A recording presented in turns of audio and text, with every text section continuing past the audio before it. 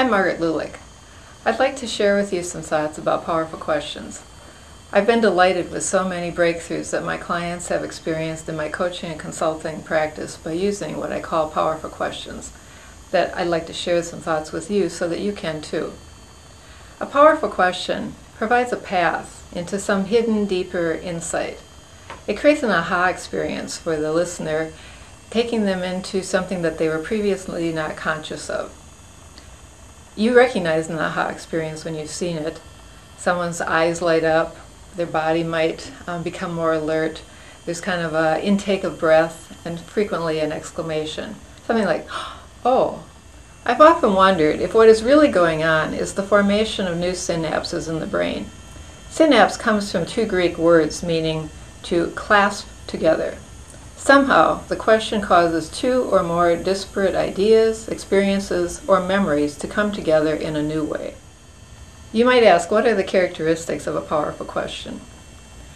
A powerful question, first and foremost, is an honest, open question.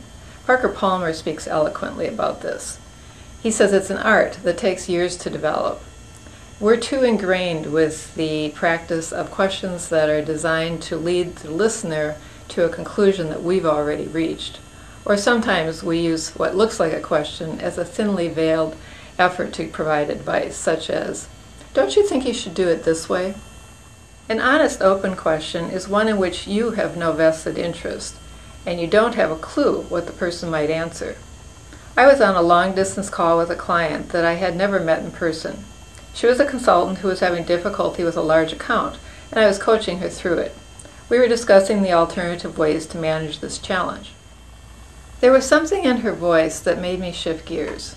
I suggested she stop for a moment, clear her mind, and then I asked her another question. I asked, have you ever felt like this before? I couldn't see her face, but I did hear the intake of breath, and in a moment she went, I can't believe it. For her in that moment, that simple question provided a powerful new understanding. There's something about the context within which we ask the question that takes what appears to be a normal question and transforms it into a powerful question. A few other elements are pretty straightforward. Don't ask questions that lead to yes or no answers, nor ones that are the either-or type of questions. Asking, would you rather do this than that, leads us to more left brain analysis. That does not tend to draw out the hidden gem of a powerful question. One path to powerful questions is to ask right brain questions. I was doing a branding survey on myself a number of years ago, and I asked my clients, what color do you think of when you think of my consulting? I followed that with a question of, so what does that color mean to you?